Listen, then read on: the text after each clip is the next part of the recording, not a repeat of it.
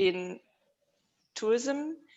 Schyst Resande is one of our NGO members, and there are also tour operators, travel associations, multipliers, and yeah, just different kind of institutions. We have also one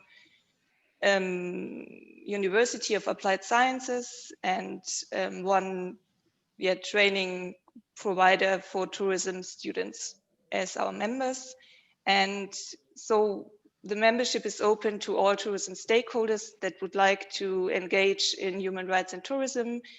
We understand ourselves as a kind of platform and network, so we're very demand driven, and all the projects that we do are initiated by and conducted with our members.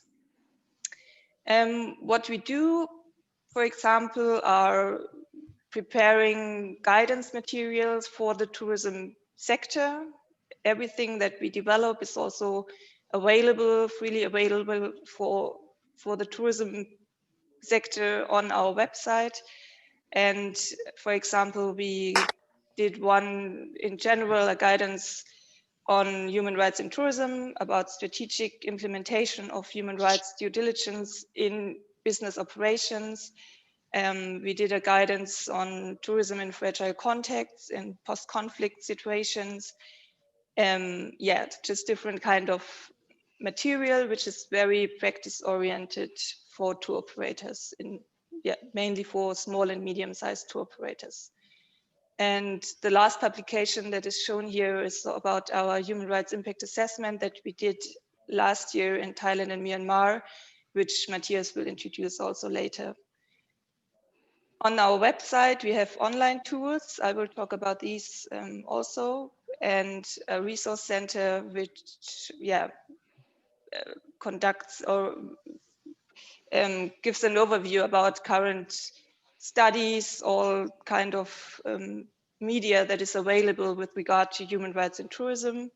It's also available on our website. We also do events and presentations or panel discussions.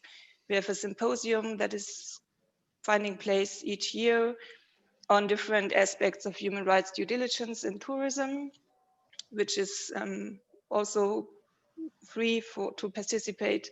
And just on the ITB fair in Berlin, for example, we do different kind of events. So I will hand over already to Matthias Leisinger from Focusright to introduce himself and to give a short overview about human rights and business in general.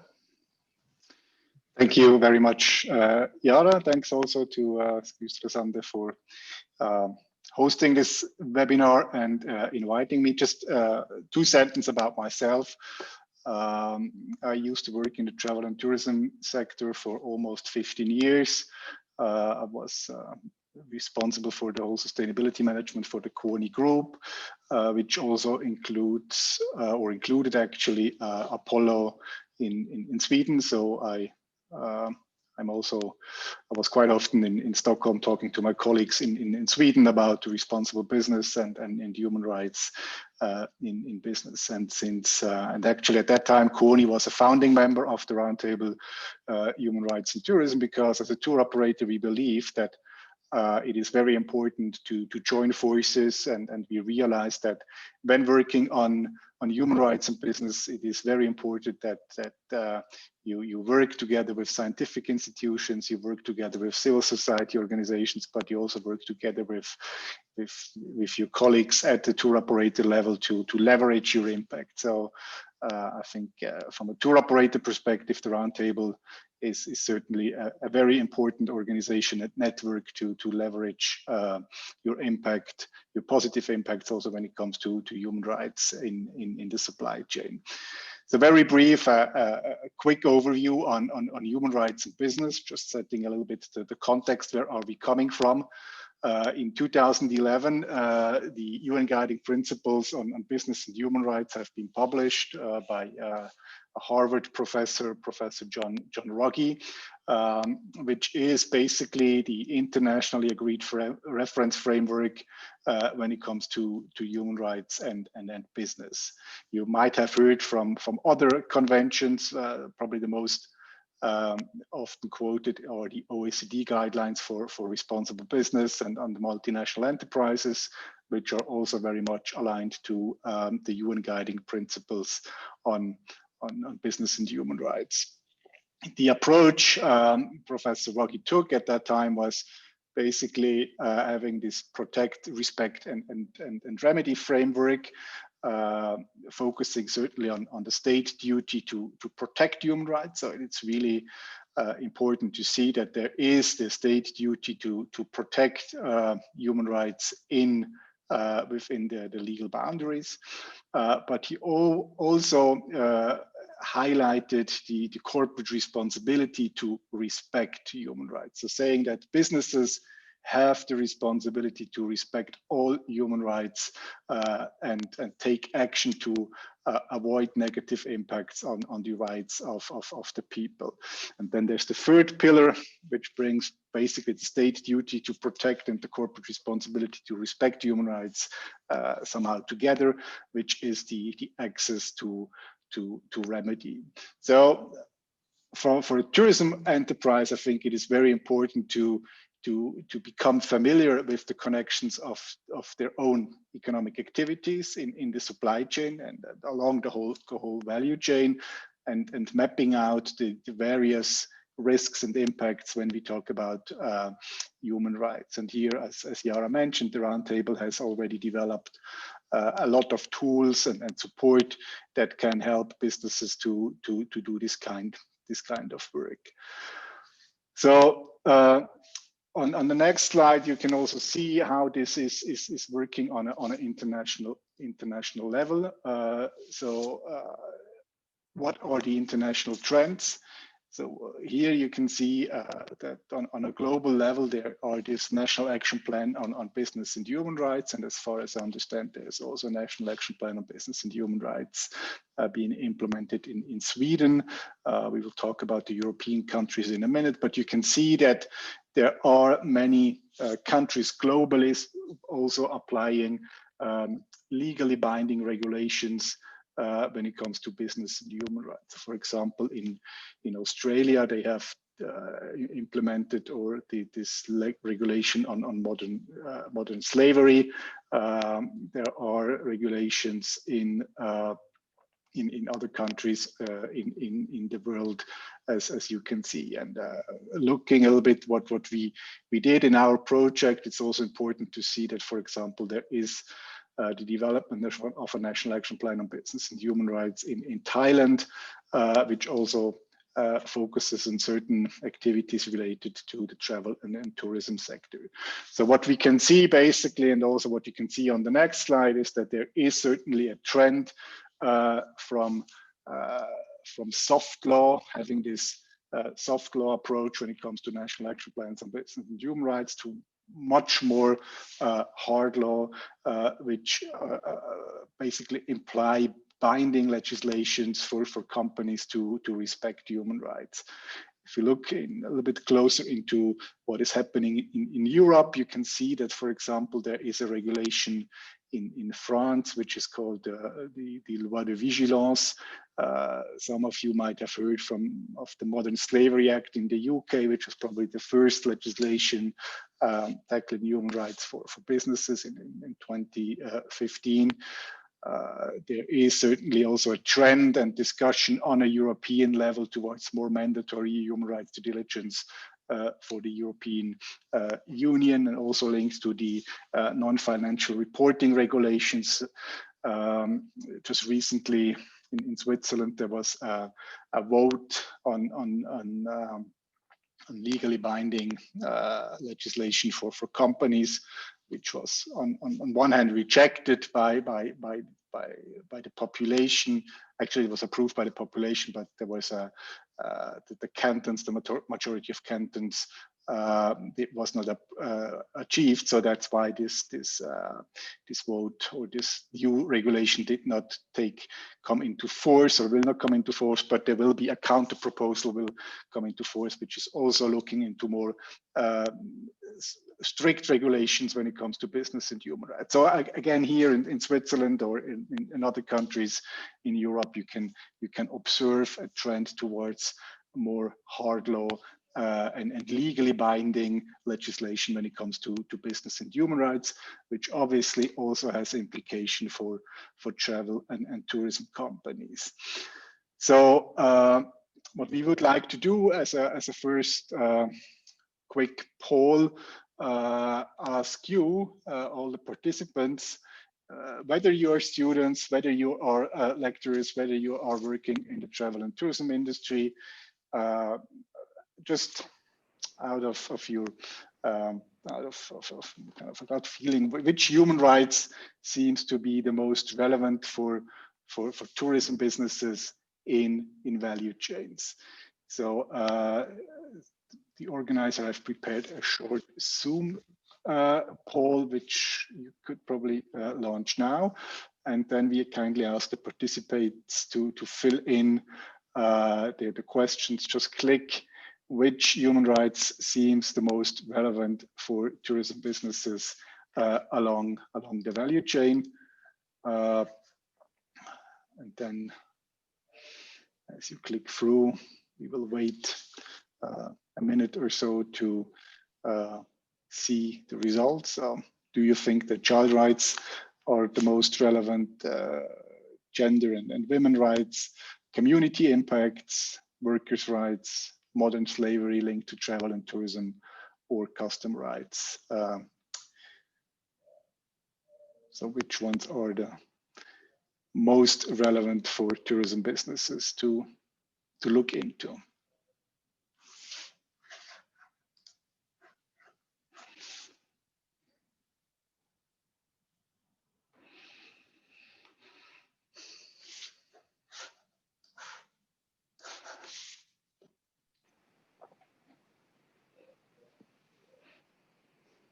So then probably we can share the results. I think most of you should have been.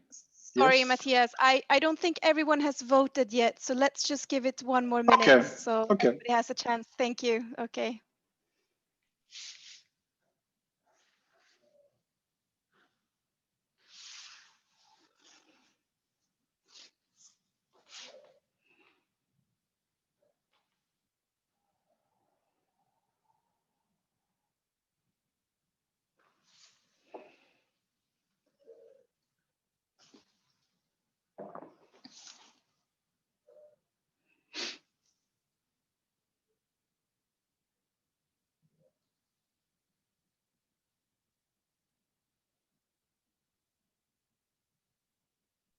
All right, so I'll just finish the poll now. I hope everybody has had the time to vote. I can still, we have still a few replies coming in, but okay, so we'll close the poll.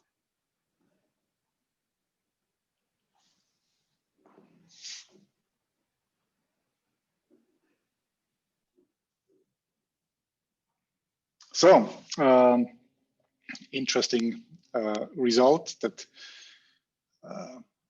workers' rights, 62%, so 2/3 of you believe workers' rights are certainly the most relevant, which is probably not that surprising. And then we have child rights, women's rights, community impacts, and modern slavery, more or less having the same numbers, but at the same time, much less obviously the customer rights, which is also quite interesting to observe. So the majority of you believe that the highest risks are when we talk about workers' rights in travel and tourism, and we will go into more details just throughout this webinar. So thanks a lot for participating in this poll. So when we talk about human rights in tourism, what are the main issues? We have seen just in the poll a few of them. So we can see that they're extremely manifold, or potentially can be extremely manifold. So there are potential environmental impacts that can have a negative impact on our communities, being waste management or non-existing waste management, wastewater treatment, lack of access to clean water, for example. The whole question of economic inclusion. So how can you generate income for the communities and the host countries and host regions you visit? So how can you make sure that there is a economic participation and not too much of a leakage of the money spent by tourists out of a country? The question of sexual harassment quite often comes up. We heard about the working conditions, child rights, the loss of cultural identity, land grabbing, and so on. So we could have an extremely long list of potential human rights impact. So just highlighting probably a few of them. If we talk to the right of participation, so it is very important then that when tourism projects or investments are being developed, that the local communities have to be the right to be informed. So there's this right of the prior informed consent about development plans, being by investors, being by governments. So they have the right to be consulted and to participate in shaping and contributing to this investment, so that they also can make sure that their, for example, local traditions are being reflected, that they can make sure that they still have access to the beach, for example, so that they can still conduct their traditional livelihood. And this is extremely difficult, or we have seen many issues when we talk about especially the vulnerable groups, indigenous people, hill tribes, minorities in various countries. So they have to be involved, but this is obviously not always happening, especially when tourism takes place in fragile contexts. And this state protection, the state duty to protect human rights, as we've seen just in the introduction, those mechanisms are extremely weak. So then it is obviously important that the tourism industry takes its responsibility to protect human rights. We talk about land rights issues. I think most of you certainly have seen and heard of issues related to land rights, investments again of government, of foreign investment coming to countries and investing in hotel zones and complexes or marinas for beaches, for harbors. So that's actually this land rights issue is, again, here for the vulnerable people, for the indigenous people, needs to be taken into consideration. How a tour operator can do it, we will talk about just later. Then obviously the working conditions that got just the most votes from your side. We see in many countries that the trade union memberships are quite weak. Employees are not allowed to join trade unions. The exclusion of trade unions in hotels and tourism related businesses is quite common in many countries, especially the informal workers. They do not have a fixed contract. They have seasonal contracts. They even have sometimes just daily contracts, or they just get a fixed amount of money per day. So they would not qualify for any pension fund and social insurances and so on, which is a huge problem right now in the corona and pandemic situation, that all those people who had no fixed contracts, that just lost their job from a day to another, not having access to social systems as we would have it in Sweden or Switzerland and Germany. So just imagine a hotel worker in Thailand coming from Cambodia, coming from Laos, just doing a job in a hotel, earning some money, just losing his job from a day to another. In many regions of the world, work is only seasonal. So the question of seasonal workers, so do you have usually a peak season where you need quite a lot, a large amount of workers in your hotel? So how do you balance this seasonal recruitment? Discrimination is a topic in many hotels in the world. So looking, for example, in hotels in the Middle East, discrimination is happening quite often. Staff accommodations are very poor. So in the cluster of working conditions, obviously there are quite a few issues that are covered. Also the question of migrant workers, modern slavery, probably not necessarily in the 4 or 5 star hotels. Swedish tour operator would contract, but rather in the supply chain of the hotels, being in construction, being in the laundry, being in the gardening, being in the food supply. There have been issues in terms of modern slavery, trafficking, especially of migrant workers. Talking about child rights, the ILO, the International Labour Organization, estimates that roughly 20 million children are working in the travel and tourism sector. Again, probably not in the formal tourism sector, but they are working as helpers of drivers. They are working in restaurants. They are working in communities. It is not always abusive child labor. I think we have to be clear and make a distinction between helping in a restaurant or helping on a farm in a family. That's what probably we also know from Sweden and Switzerland and Germany. But here we're talking about abusive child labor, where children do not have the possibility then to get access to education, to school. Probably the worst form of child labor is the sexual exploitation of children in travel and tourism. And here I know that certainly many organizations are working on it, also in a multi-stakeholder initiative, mainly driven by ECPAT, and also ECPAT Sweden is quite strong here. So here you can see that a lot of connections in terms of child rights are linked to the tourism sector. Also the question of orphanages, visiting orphanages, school visits have been in discussions recently.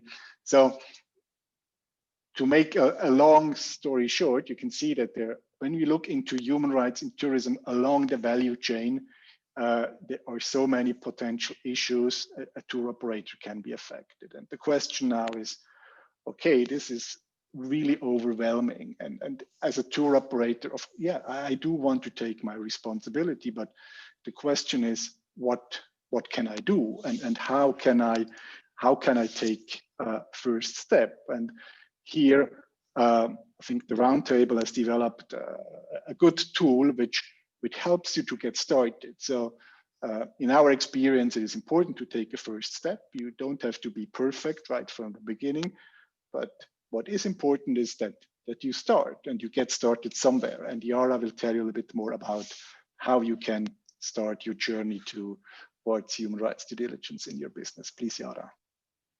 Yes, so what the Roundtable developed with its members, because the question of how do I start, where do I start, came up very frequently, especially for small and medium-sized tour operators. So the whole topic of human rights is vast and quite overwhelming, as Matthias already said.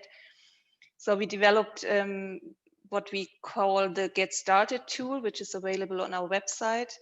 And the aim is to provide a starting point to deal with human rights risks and to assess your individual risks with regard to human rights in your value chain. So every tour operator has its own value chain, offering his own products. And I'm trying now to go there on our website to show you once live with the tool. Just one moment, please.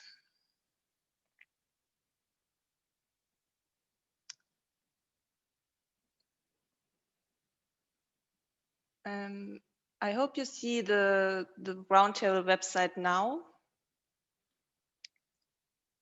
And if you go in the menu on Get Started, this is our tool actually. So you can go on Analyze Risks. And you will see the starting page of the tool, which is describing how it works. And I will shortly show you the value chain approach that we used here. So the tool is focusing on the tourism value chain, which you find here. And you click on one of the elements just to inform yourself, for example, what kind of human rights related risks are there in the accommodation element. And for example, for lodging, if you're offering any tours and cooperate with hotels, this might be an interesting element of your value chain to have a closer look. So if you go on there, you see what we call the risk cards. So we try to connect the value chain element with human rights related risks. And we chose 6 areas of risks or topics. That is what Matthias already mentioned before. So children's rights, community impact, modern slavery, women's rights, workers' rights, and customer rights. And what you see now is you see the red and the orange marking of the cards. This is pre-selected already, meaning the severity of the risk.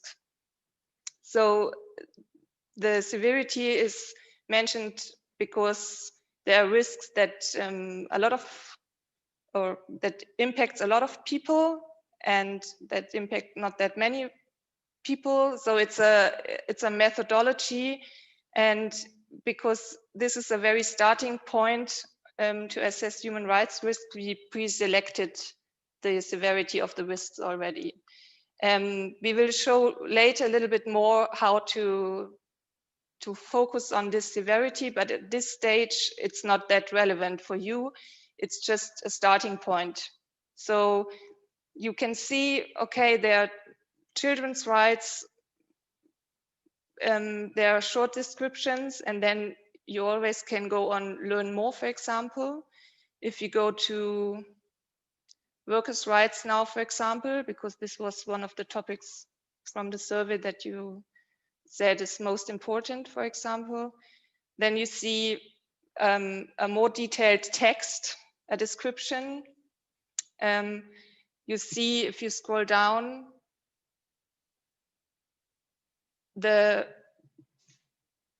some case studies and further information. For example, just examples what happened. There are videos in there. There are documentaries, also studies, and links to further information. So you can really see what kind of cases are there existing. We are trying to always keep it actual and adding current issues there. And then below, you also see a take action. So for this risk regarding workers' rights in the lodging area, what can I as a tour operator do actually? And so we really try to connect the topic, the human rights risk, to the tour operator value chain in a very practical way. And for example, we would recommend there to go into your policy and processes and look where to integrate, for example, clauses on working conditions for contracts for accommodation providers. You could do a supplier assessment, so have a closer look, and also work on training and capacity building. So what is written here is always, there are kind of quick wins or you can have a look which measure can I implement immediately, which measure can I integrate into already existing policies or frameworks or trainings that already exist within my company. And so this is a very starting point. And what you always can do, if you go back once, so you can close it again. And if you see, okay, this is an interesting topic for me because I'm working with hotels, and child rights is a topic that I would like to focus on within my company, you can go here on select, and it will be selected in a kind of shopping basket, and you can in the end go to your selection here on the right side, and you can print it out, for example, and work further on this. So this is what we offer. So you can go through here in every element, and you just think about what is relevant for my business, what is relevant for my company, what do I offer, what do I don't offer. So it's not that you have to do everything, just focus on where you can start. And so if you go on the measures or the take actions, this is another side where we introduce what you can do more in detail. And if you see an area where there are salient human rights risks that are relevant for you, there's one option of conducting a human rights impact assessment, which is going much deeper into this risk area and your product, and just getting in contact with all your stakeholders that you have. So Matthias will introduce what exactly an impact assessment is and why it is more than just a risk analysis. And so this is the Get Started tool is the beginning or the start, and you can really use this tool and just read through it. There are a lot of information in it. Also, just get an overview what kind of risks are there in a tourism value chain and which ones are relevant for you. And so I'm going back now to the presentation. I hope this gave a quite short overview about what this tool is about. And if there are any questions, please don't hesitate to contact us. Thank you, Yara. So I think it is really good just to click around a little bit and get some first thoughts and understanding on what are the risks and what can you do. So it's also valuable just clicking through a little bit and finding out what are the risks and potential measures. When we talk about the impact assessment, I think that's the second part of the work. So an impact assessment, and we'll talk to this just in a minute, is really going out there and talking to people. So it's more than a risk assessment. So the first step is to analyze risks and prioritize risks. And then in the second part, when you would think, okay, now I need some more detailed information, I need to understand in more detail what are my impacts in a specific country or for a specific product, you go out there and you talk to people. So an impact assessment is reaching out to a destination, to a country, and talk to the stakeholders, talk to the rights holders through meaningful engagement to explore in much more detail the root causes of potential negative impacts, to get an understanding of what are the migrant workers talking about, what are the children talking about, what is the perspective of the tour operator, what is the perspective of the incoming tour operator. So an impact assessment is something you go in a destination, you talk to people, and it's not something you can do online. So it's not a desk research. The desk research is the risk assessment, but an impact assessment, you have to go to a destination level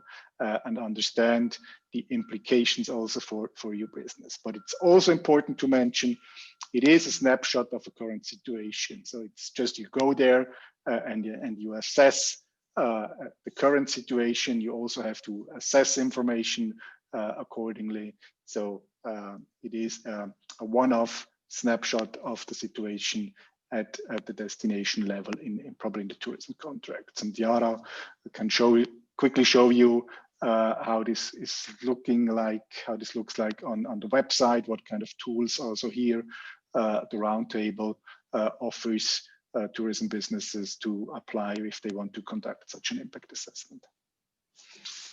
Yes, so what we did last year after we developed the Get Started tool, we added one section. So the first is the analyze risks for the start, and for businesses who already are in the human rights due diligence process and they want to go further and assess really the impacts in a destination, we added the human rights impact assessment.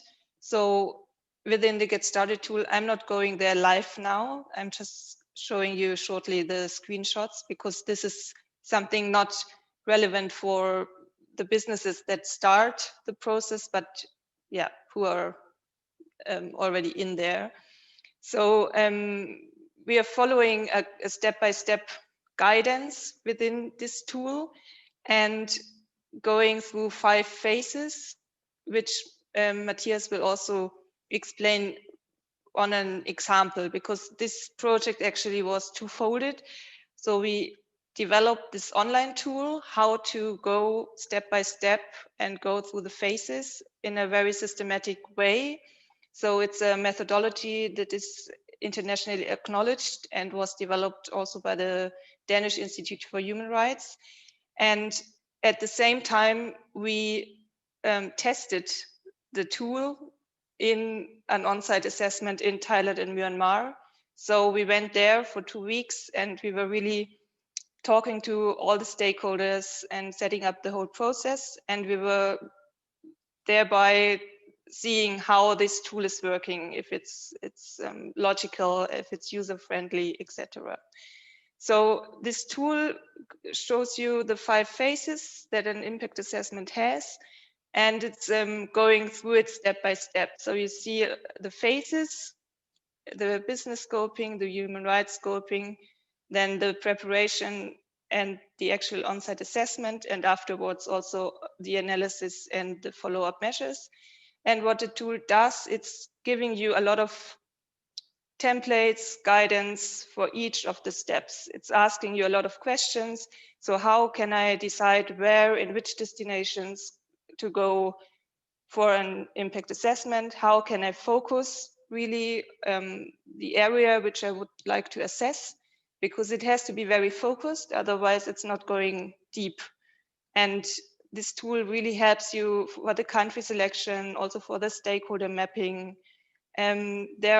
How to develop questionnaires regarding different topics. For example, how do I talk about child rights with hotel workers, or how do I talk about women's rights in the value chain if I conduct focus group discussions.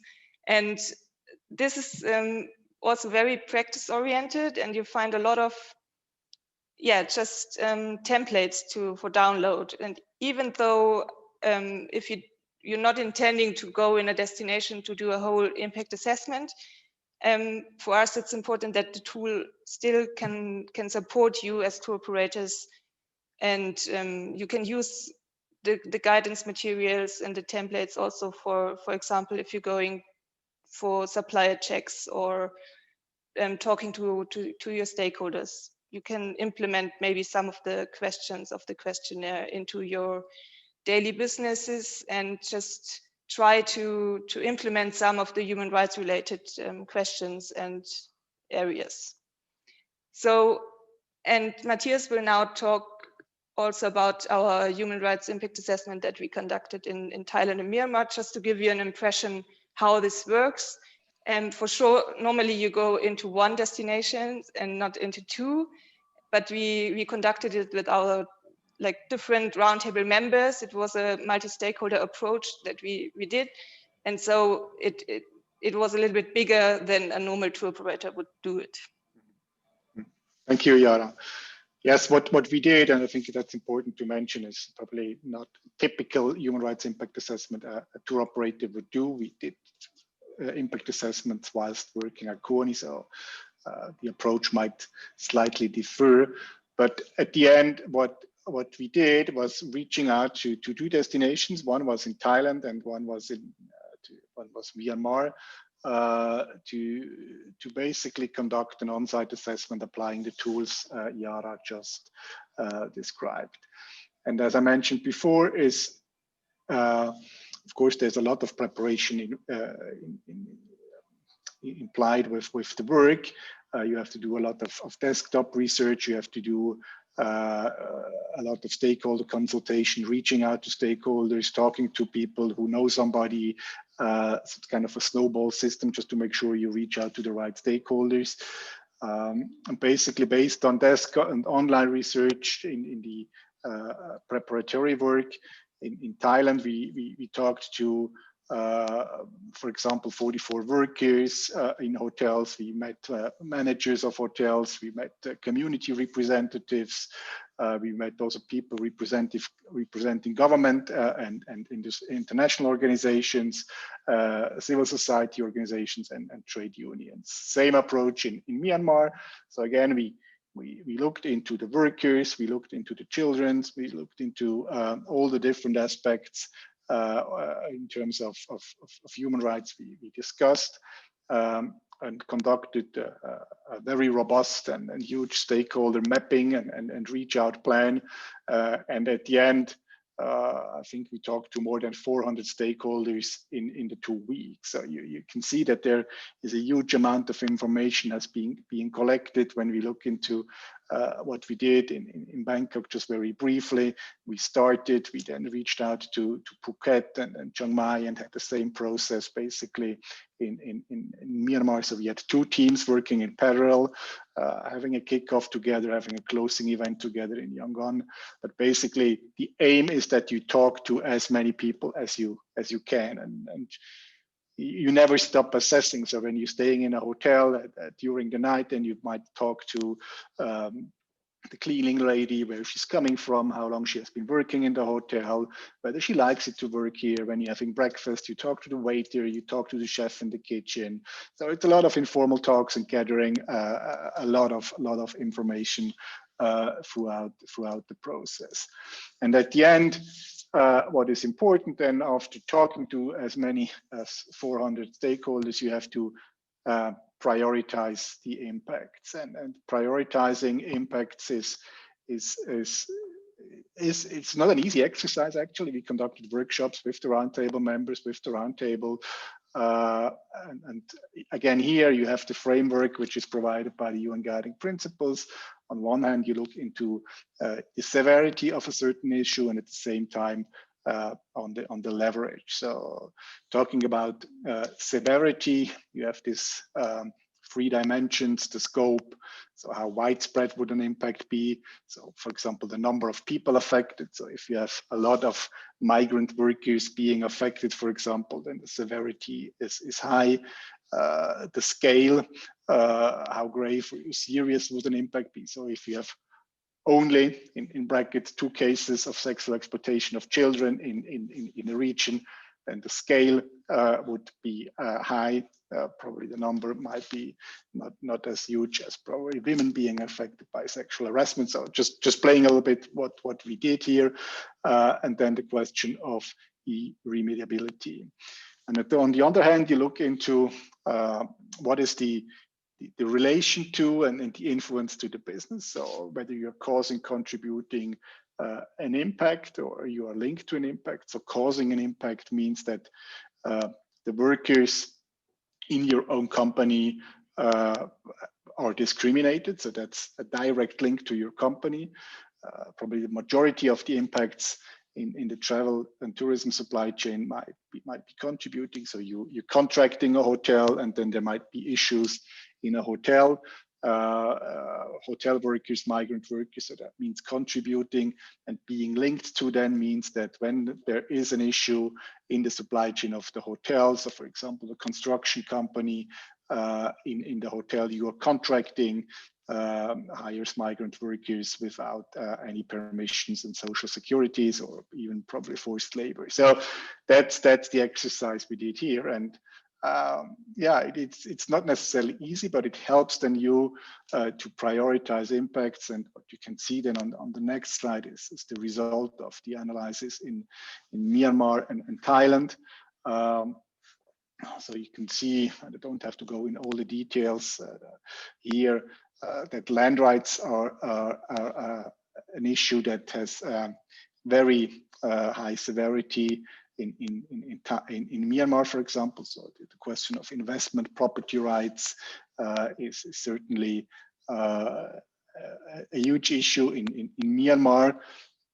The link to the tour operator might be quite low, so the leverage here is low to medium, but that would not mean that the tour operator does not have to work on it. So basically all the issues in the outer circle here, the four issues, mean that the tour operator would have to do something. And the same you can see in Thailand, talking about, for example, economic inclusion.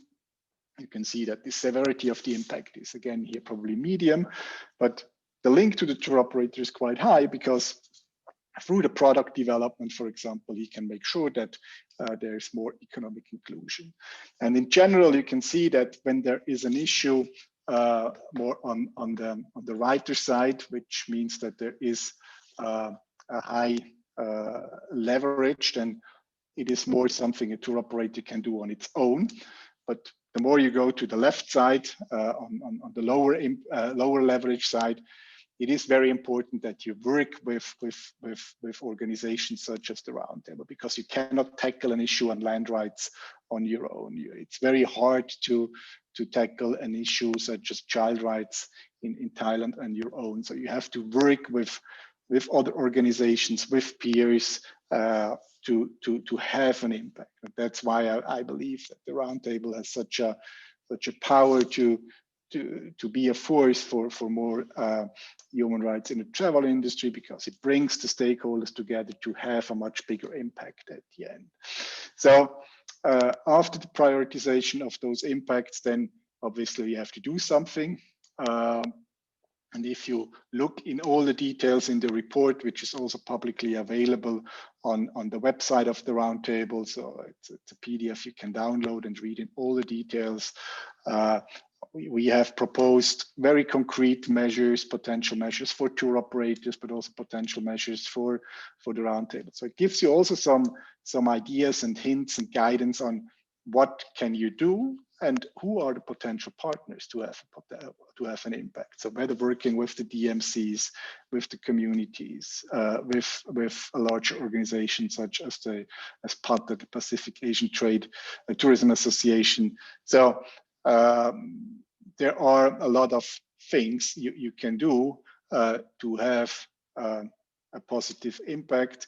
On one hand, to mitigate the negative ones, but also to obviously leverage the positive impacts you might also have. So it's not only talking about negative impacts. We also have seen that in both countries, tourism actually is perceived as positive when it comes to economics, when it comes to job creation. So we are not only talking about negative impacts in the supply chain. And Yara, you probably can say 2 sentences about what the Roundtable is now planning to do as a next step.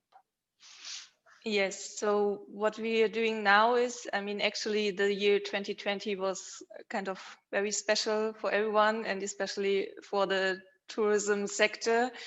We are still in contact, of course, with the partner organizations in Thailand and Myanmar, and we had a workshop in March, shortly before the first lockdown came, together with Burmese stakeholders and German tour operators and stakeholders.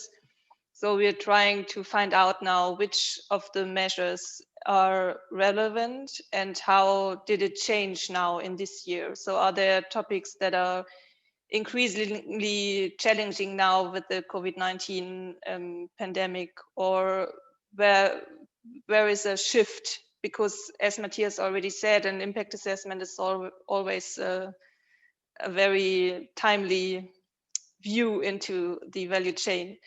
And so what we are trying to do now is to work with our partner organization in Myanmar, for example, the Myanmar Center for Responsible Business and the Responsible Tourism Institute, to approach also with our members their DMCs in the country and see how we can work together with them to find out the measures that are most relevant now and where to go on. So this is where we stand at the moment. And so it also shows that an impact assessment is always the start for a process. So you don't do it and then it's fine. So it's always going on. It's a starting point, it's a baseline, and then yeah, you can see what kind of measures you can follow and where you need further stakeholders to be involved. And yes, so I hope this gave a very brief overview about the work that the Roundtable does and what we did and what kind of tools we offer for the tourism sector. And I really can invite everyone as a tour operator, as tourism stakeholder to join us and yeah, to use our tools, to discuss with us, to follow up and be part of the movement. All right. So thank you very much, Jara. Thank you very much, Matthias. I think this has been highly informative and at some points also an eye-opener. We have just a question from a participant, and he says, I have met people who directly admitted they don't get paid according to contract in a hotel acquired 5-star status. As a co-worker in that hotel, what can you do? What are the options?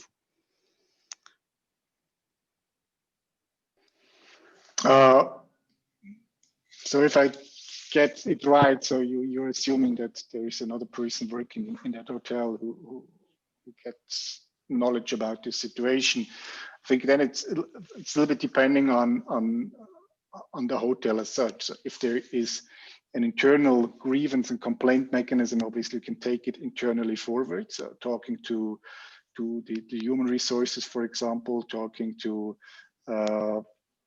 other kind of persons that you would trust. So if there's a grievance mechanism, you quite often would see a complaint box in a hotel.